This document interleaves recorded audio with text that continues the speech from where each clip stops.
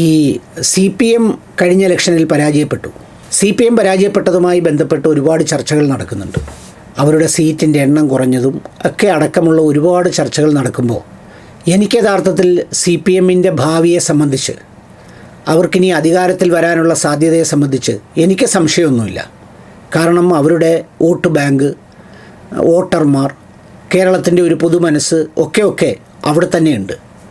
പക്ഷേ ഈ കേരളം അല്ലെങ്കിൽ ഈ കേരളത്തിലെ കമ്മ്യൂണിസ്റ്റ് പാർട്ടി അല്ലെങ്കിൽ ഇന്ന് ഇന്ത്യയിലെ കമ്മ്യൂണിസ്റ്റ് പാർട്ടി നേരിടുന്ന ഏറ്റവും വലിയ പ്രതിസന്ധികളിലൊന്ന് ആ പാർട്ടിയെ നയിക്കുന്ന ഫോറങ്ങളിൽ ഇരിക്കുന്ന ആളുകളുടെ ഒരു യോഗ്യതയും അവരുടെ കപ്പാസിറ്റിയും അവരുടെ ഒരു നിലവാരവും അവരുടെ ഒരു ചിന്താഗതിയും ഒക്കെ ആണെന്നുള്ളതാണ് ഏറ്റവും പ്രധാനപ്പെട്ട വിഷയം.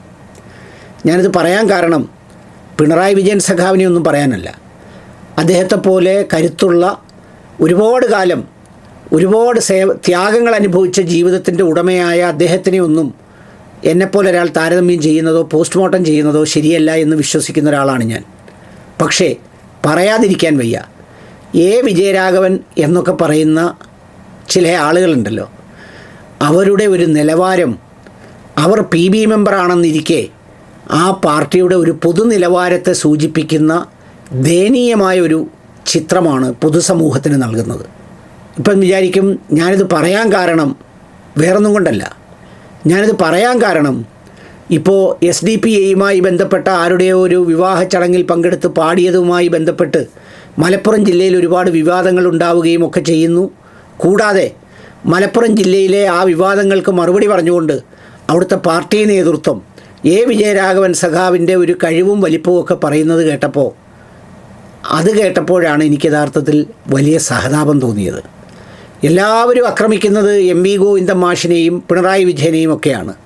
പക്ഷേ അതിനിടയിൽ അവരുമായൊന്നും യാതൊരു താരതമ്യത്തിനും അർഹതയില്ലാത്ത ഇതുപോലെയുള്ള ചില ആളുകൾ ഈ പാർട്ടിയുടെ പരമോന്നത തീരുമാന സമിതിയിലിരിക്കുന്നു എന്ന് പറയുന്നതാണ് ആ പാർട്ടിയുടെ ഏറ്റവും ദയനീയമായ അവസ്ഥ ചൂണ്ടിക്കാണിക്കുന്നത്. ഇത് കണ്ടില്ലേ, ഒരു PB മെമ്പറുടെ ഒരു പ്രസംഗം ഒന്ന് കേൾക്കണം. ഇപ്പോൾ കേൾക്കാനൊരു രസമുണ്ട്. എല്ലാ തെരഞ്ഞെടുപ്പിലും ഈ എതിർ പാർട്ടിക്ക് അവസരങ്ങൾ നൽകുകയും അതിനുള്ള ചാൻസ് നൽകുകയും അതിനു വേണ്ടിയിട്ടുള്ള പരമാവധി സേവനങ്ങൾ സംഭാവന ചെയ്യുകയും ചെയ്യുന്ന ഒരാളാണ് വിജയരാഘവൻ. പക്ഷേ ഇത്തവണ അദ്ദേഹം ചെയ്ത സംഭാവനകൾ പുറത്താരും അറിഞ്ഞിരുന്നില്ല. ഇപ്പോൾ ഈ വീഡിയോ ഒക്കെ കണ്ടപ്പോഴാണ് സാധാരണ ഒരു കമ്മ്യൂണിസ്റ്റ് പാർട്ടിയുടെ PB മെമ്പർമാരുടെ ഒരു സംസാരവും അവർ മുന്നോട്ട് വെക്കുന്ന ആശയങ്ങളും ഇതുപോലെയുള്ള എന്ത് പേര് പറയണമെന്ന് എനിക്കറിയത്തില്ല, PB മെമ്പർമാർ നടന്ന് പറയുന്നതും തമ്മിൽ ഒന്ന് താരതമ്യം ചെയ്യണം. എന്താ സൗകര്യം? ഈ തെരഞ്ഞെടുപ്പ് കഴിഞ്ഞാൽ ഈ 6 വരിപ്പാതയുടെ സൗകര്യം ഏറ്റവും കൂടുതൽ കിട്ടുക നമ്മളെ പ്രതിപക്ഷത്തിനാ. എന്താണെന്ന് വെച്ചാൽ പിണറായി മുഖ്യമന്ത്രിയാവുമല്ലോ. പിണറായി മുഖ്യമന്ത്രിയാവുമ്പോ ഒരു നിവേദനം കൊടുക്കണമെന്ന ആഗ്രഹം കുഞ്ഞാലിക്കുട്ടിക്ക്, VD സതീശന്, രമേശ് ചെന്നിത്തലയ്ക്ക് ഉണ്ടാവുമല്ലോ. സ്വാഭാവികല്ലേ? ഇപ്പൊ സണ്ണി ജോസഫ് KPCC പ്രസിഡന്റാ.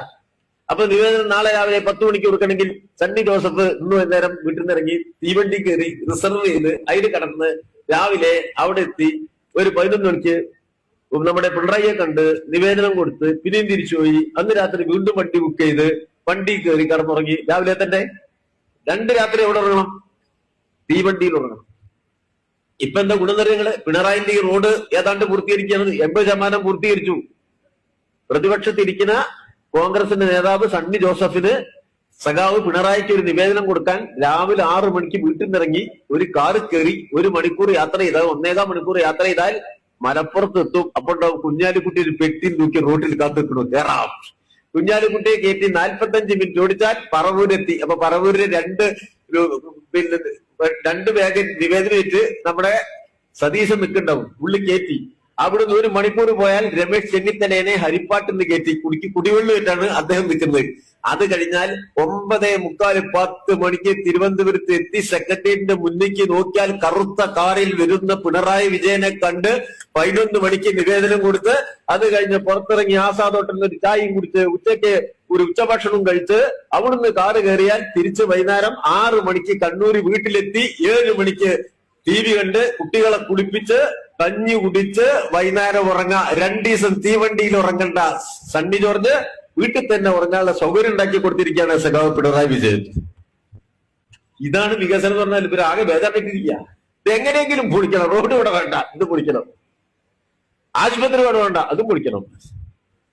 സാധാരണക്കാരനെ സഹായിക്കുന്ന ഒരു ഗവൺമെന്റ് അത് ഇല്ലാതാക്കണം. പാവപ്പെട്ട വീട്ടമ്മമാർക്ക് എന്തെങ്കിലും സഹായിക്കട്ടെ, ഇരിക്കട്ടെ, ഒന്നുമില്ലെങ്കിൽ 1000 കൊടുത്ത്.